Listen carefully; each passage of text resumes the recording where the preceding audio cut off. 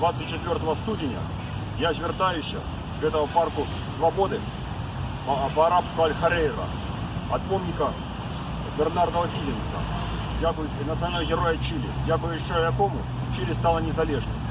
Я звертаюся з словом підтримки до білорусів, що вийшли сьогодні змагатися за свої права супроти режиму Александра Лукашенко. Я обращаюсь также к россиянам, которые вышли вчера, 23 января, за освобождение Алексея Навального,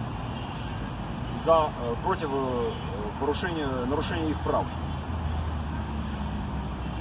Як сказав Хосе Марті, герой Чилі, свобода – это алтарь, не п'єдестал. Это значит, за її треба змагатися. Треба ахвярувати нечим, а не спочивати як на лаврах. Свободу Алексею Навальному, свободу Игорю Лосику. Живе Беларусь!